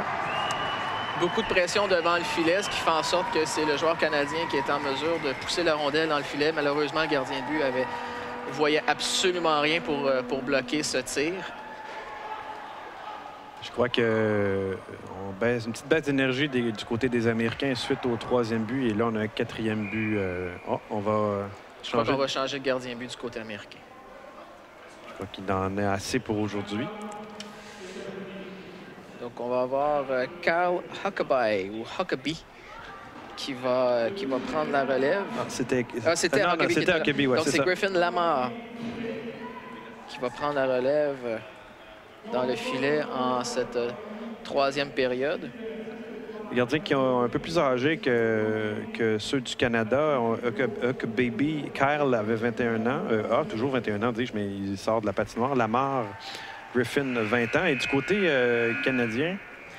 Tyson Ridville, qui est dans le filet aujourd'hui, n'a que 17 ans. Et Adam Kingsmill, 16 ans, qui débute en hockey-luge. On nous informait tantôt que c'est la deuxième fois qu'il va garder les filets, probablement demain. Donc, quand tu dis début, tu veux dire qu'il n'a jamais joué au hockey-luge auparavant? C'est ce qu'on nous a informé tantôt avant la partie, comme quoi que c'est un gardien de but qui jouait au hockey conventionnel. Et suite à un événement dans sa vie, il fait en sorte que maintenant il est rendu en hockey sur luge et est en ses débuts en hockey sur luge sur l'équipe de développement. Donc, probablement qu'il va avoir un petit peu de nervosité demain là, si c'est lui qui est devant les filets. Mais si c'est moindrement un joueur qui a joué au niveau à un calibre quand même assez élevé avant la situation, parce que chaque personne a vécu des situations différentes. Probablement quelqu'un qui est habitué à faire face à la musique. Là, Benoît, on a vu un changement de gardien de but, mais il n'y a pas de réchauffement qui se fait pour ce gardien-là. Il arrive et puis venant dans le filet, arrange-toi. Comme au hockey conventionnel, c'est vraiment ça. C'est le hockey sur luge. Les seules différences, c'est vraiment le fait qu'on est assis dans une luge et qu'il y a quelques changements au niveau des règlements à cause de l'équipement, mais sinon, ça demeure pareil.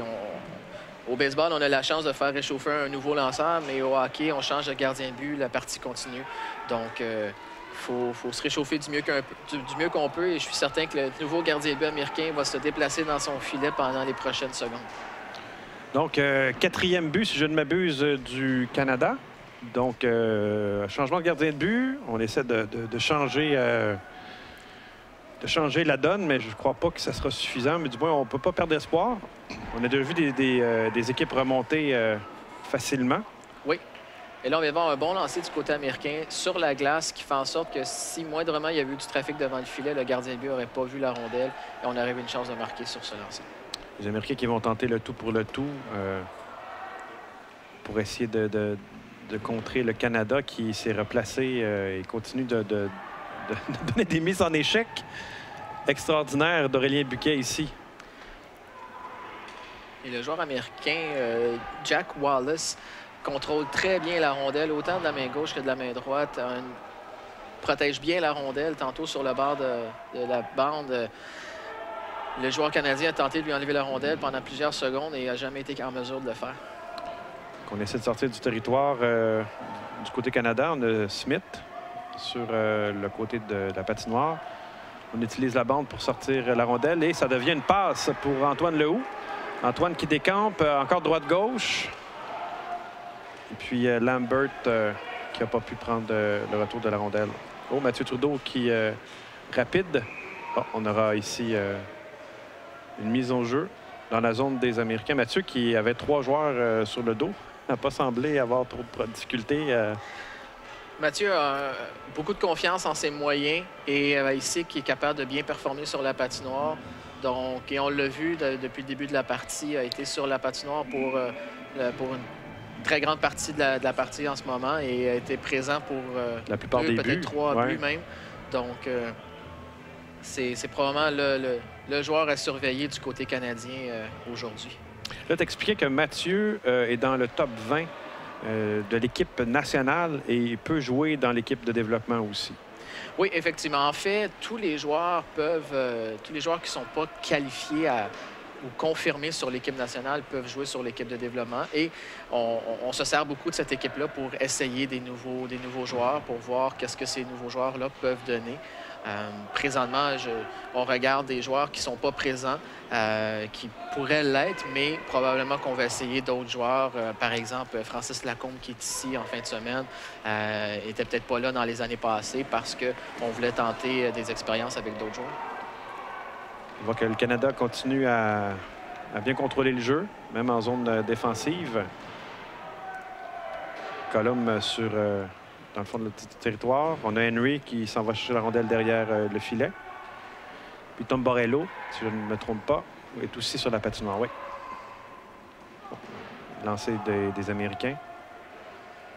Tom Borello n'est pas très gros non, physiquement, mais n'a pas peur de s'impliquer sur le bord de la borne et puis se positionne bien. On a tenté de sortir la rondelle du territoire. Passe ici à Henry. Henry qui décampe, rentre dans le territoire. Mise en échec ici de Knotts. Knotts qui reprend la rondelle dans le fond du territoire. Donc, je vois que la position, le Canada est en offensive, creux dans le territoire. Buquet ici qui vient de se faire frapper. James Dunn, un des jeunes de 16 ans, est sur la patinoire aussi. Mise en échec de Martin. Canada qui donne de l'épaule. Mais beaucoup plus de pression dans le fond de la zone américaine.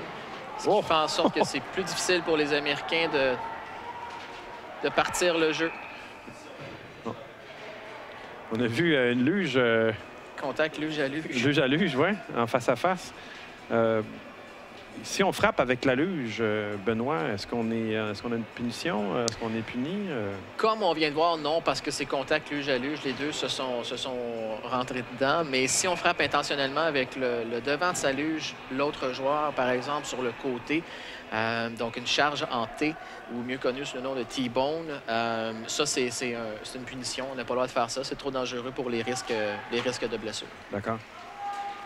C'est un des règlements qu'on ne va pas trouver au hockey conventionnel, charge en T. Et bien entendu, il n'y a pas de punition au hockey sur luge pour avoir fait trébucher. Vous comprenez pourquoi. On est déjà par terre, donc il n'y a pas de punition pour avoir fait trébucher. Très bon point. Donc, on a Smith dans le fond du territoire.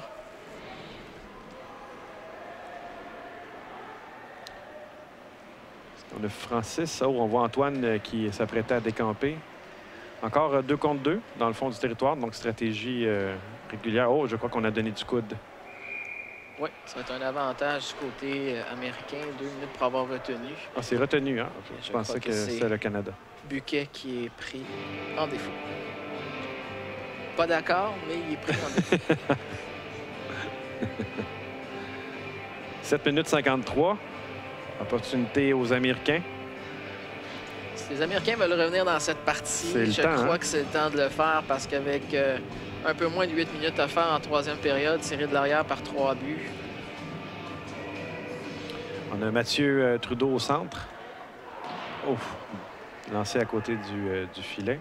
Lancé qui aurait pu être dangereux. Oui, hein? Henry est sur la patinoire qui est, ma foi, tout le temps sur la patinoire. Il ne sort pas souvent. Je crois qu'à chaque fois que les Américains étaient en avantage numérique, Henry était sur la patinoire en défensive pour le Canada. Protège bien la rondelle, contrôle bien la rondelle. Quelqu'un qui est physiquement il est fort, donc c'est difficile de le tasser. Hop! Est-ce que c'est une punition, Benoît, comme au hockey debout, d'avoir sorti la rondelle de cette façon-là? Au hockey, avec l'équipe nationale, normalement, oui. Je ne sais pas s'ils vont appliquer le règlement ici. Je ne crois pas. Hein, non. Mais je sais que pour l'équipe nationale, on aurait vu un 5 contre 3 avec ce lancer à l'extérieur de la zone. Donc, on voit souvent Savage avec Trudeau, Henry du côté du Canada. Puis, on a aussi à la défense Jordan Colum, tu dis qu'il était déjà expérimenté de l'équipe nationale. Donc, on a quand même une très bonne ligne défensive. Oui, effectivement. Puis avec un Mathieu Trudeau qui peut aller mettre beaucoup de pression en zone offensive et étant très rapide, peut revenir dans sa propre zone pour combler le 5 contre 4. Donc, on a Sisson sur le côté de la patinoire qui retient la rondelle. Colum qui a échappé la rondelle. Martin nous tue sur la patinoire, puis Henry est encore sur la patinoire et essaie de contrer le joueur américain. Il doit être fatigué, Henry. Là. Canada qui s'en tire encore très bien. Je ne veux pas parler trop vite. En désavantage numérique. Échange droite-gauche, on l'a encore vu ici de Wallace. Tu en parlais tout à l'heure, qui était très habile. Présentement, pour moi, Wallace est le joueur clé pour l'équipe américaine. Se débrouille très bien avec la rondelle, malgré que c'est 4-1 pour le Canada. Wallace prépare beaucoup de jeux, contrôle très bien la rondelle et donne une chance à l'équipe américaine présentement. Donc, 10 secondes à faire en avantage numérique pour les Américains. 6 minutes à faire en troisième période. C'est le dégagement. Encore une fois, le Canada qui s'en sort très, très bien en désavantage numérique. On pourrait qualifier ça d'une force, d'une bonne stratégie, de quoi les coachs travaillent très bien, les entraîneurs travaillent très bien avec l'équipe à ce niveau-là. Les Américains qui ont la difficulté à s'installer. Au niveau des hors-jeux, Benoît, devant la luge, la rondelle, le bâton, comment ça fonctionne? Ce qui est considéré pour le hors-jeu, c'est les lames de la luge. Donc, le fait d'avoir une luge plus longue ou plus courte n'a aucun impact. C'est vraiment les lames qui doivent franchir la ligne après que la rondelle est entrée dans la zone. Donc, le devant de la luge... Le devant de la luge peut être à l'intérieur de la zone, en autant que les deux lames soient toujours à l'extérieur. À ce moment-là, il n'y aura pas de hors-jeu. Parfait. 5 minutes à faire en troisième période, toujours 4-1 pour le Canada. Et Aurélien Buquet sur le côté de la rondelle. On prend notre temps du côté canadien.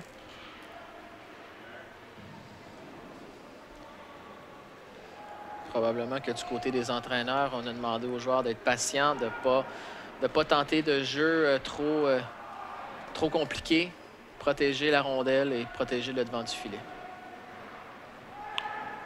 Oh, bel arrêt ici. Très, très bel arrêt. Belle position du gardien de but. Tout simplement, s'est mis devant le tir, n'a pas tenté d'en faire trop.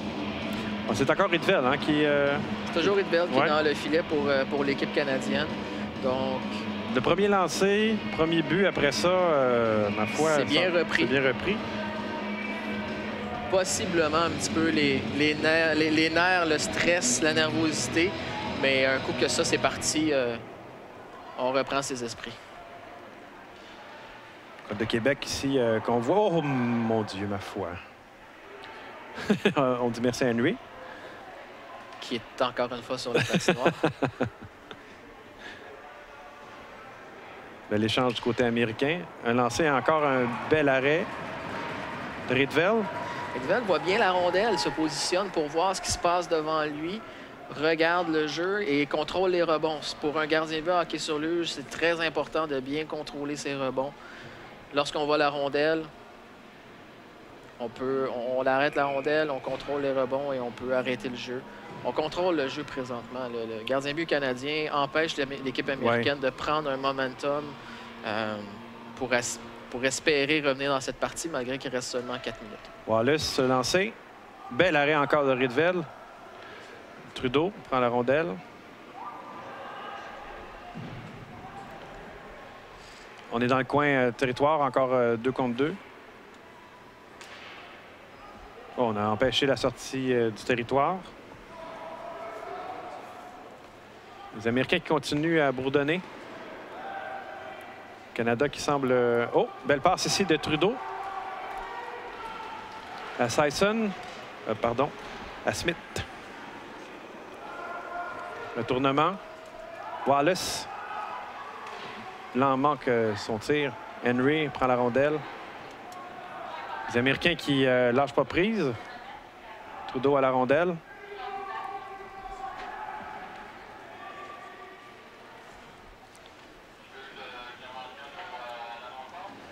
Oh!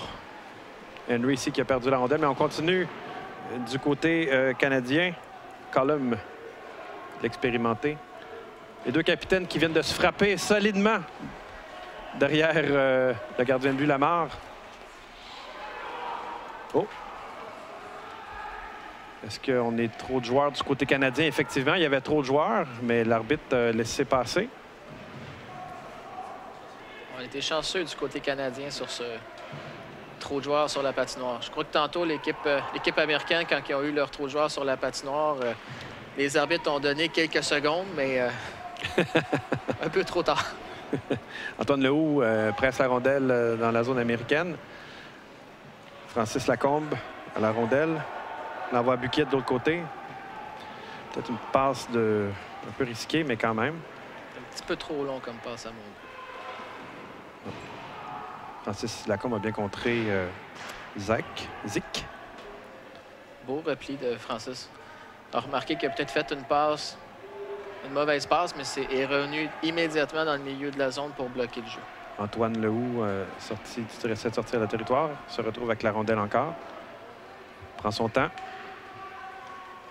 Belle passe ici à Smith. Puis on revient dans le territoire encore une fois. 1 minute 40 à faire en troisième période. Le Canada qui continue d'en avoir plein les bras, mais qui s'en tire quand même très bien. On essaie de finir quand même en beauté du côté américain. Malgré que c'est 4-1, on essaie de faire les petites choses pour montrer aux entraîneurs qu'on est prêt pour la partie de demain. Les changements de banc sont assez périlleux du côté canadien. On a encore été chanceux. On rentre d'un côté et on sort de l'autre, hein, Benoît? Oui, effectivement. C'est la technique la plus facile au hockey sur luge. Pour ce qui est du côté canadien, ils ont décidé de faire ça comme ça, mais ça fait en sorte qu'il y a moins de risques d'entrer en collision avec le joueur qui débarque du banc. Alors, dernière minute à faire ici en troisième période et avant la fin du match, de la partie. Le Canada qui a tenu le coup, ou du moins tient le coup encore une fois. Donc, un seul but du côté de l'adversaire, du côté des Américains en première période. Après ça, ça a été l'affaire du Canada du début à la fin. Oui, malgré une bonne pression du côté américain en zone canadienne, les joueurs canadiens ont été capables de capitaliser sur leur chance, quelque chose que malheureusement l'équipe américaine n'a pas été capable de faire lors de cette partie. Capitaine ici de Québec tourne sur lui-même.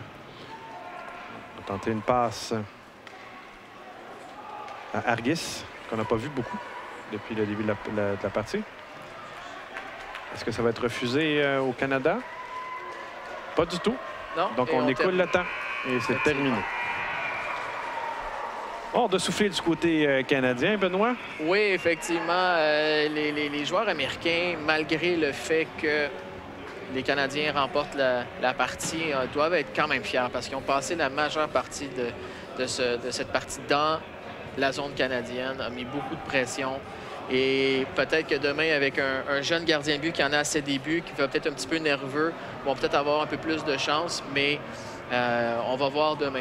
Mais un bon début pour l'équipe canadienne. Donc, est-ce que tu pourrais dire que c'était l'affaire du gardien de but américain ou au nombre de lancers qu'on a eu du côté canadien? Je crois que cet après-midi, l'histoire de la partie, ce sont les deux gardiens de but. Donc, le gardien de but américain qui a malheureusement pas été capable de faire les arrêts au bon moment et le gardien de but canadien qui s'est ressaisi après le premier but a été en mesure de faire les arrêts clés et a gardé son équipe dans la partie. Donc, je crois que les deux équipes sont en place pour les joueurs du match de chaque côté, au côté américain et côté canadien. Comme tu dis, ça a été quand même assez égal au niveau en avant, du moins durant la partie. Ça a frappé des deux côtés. Du jeu très physique des deux côtés de la patinoire, autant du côté américain que du côté canadien. C'est comme on l'expliquait depuis le début de la partie. C'est deux équipes des joueurs de deux équipes qui veulent faire leur preuve, qui veulent un jour percer l'alignement de l'équipe nationale de chaque pays. Et ils veulent vraiment donner une bonne impression aux deux membres d'entraîneurs des deux côtés. Du bon travail du côté, comme tu parlais des entraîneurs, du côté des entraîneurs du Canada, dis-je. Surtout en désavantage numérique, c'était vraiment impressionnant. Je trouve que Mathieu Trudeau a fait un excellent travail de ce côté-là au niveau mise au jeu, sortie de zone. Tyrone Henry qui était toujours présent sur la glace en désavantage numérique, a été en mesure d'empêcher l'équipe américaine d'avoir même une chance de lancer au filet. J'ai pratiquement pas vu de lancer au filet dans les avantages numériques de l'équipe américaine, malgré peut-être la dernière en troisième période, mais sinon, c'était très limité. Alors, on va aller sur la glace pour les joueurs du match. Les joueurs du match. Ladies and gentlemen, please welcome Marie-Ève Blais from Hockey Québec to present the Players of the Game Award.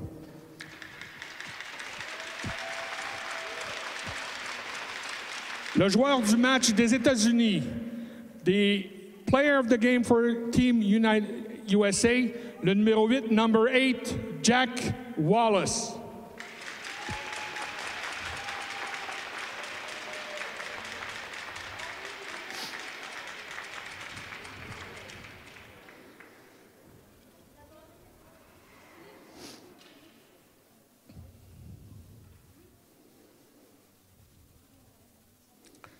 Le joueur du match de Team Canada Player of the Game est le numéro 28, number 28, Mathieu Trudeau.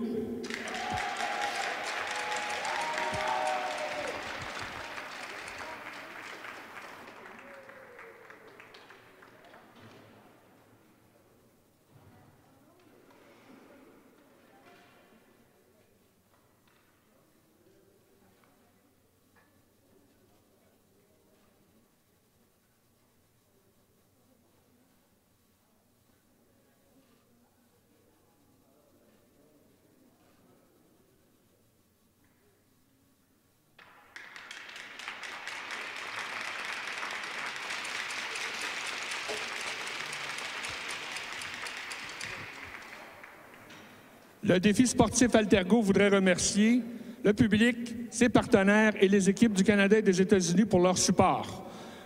Merci et nous espérons vous revoir demain à 19h30 pour la suite de la série Canada-États-Unis. Défi sportif Altergo would like to say a special thank you to the support of our fans, partners, and today's participating teams. Thank you, and we hope to see you back here tomorrow at 7:30 p.m. for the Canada-USA series. Eh bien, Benoît, ça a été une très bonne partie. J'ai bien hâte à demain pour la prochaine. Oui, demain soir, prochaine partie à 19h30, encore une fois à l'Arena Howie Morans de Montréal. Donc, une très bonne partie qui va avoir lieu demain. Et on va voir probablement deux équipes encore aussi affamées qu'aujourd'hui. Eh bien, merci Benoît. Merci à vous d'avoir été parmi nous. Puis on vous dit à demain pour un autre rendez-vous Canada, États-Unis, dans le cadre du défi sportif Altergo.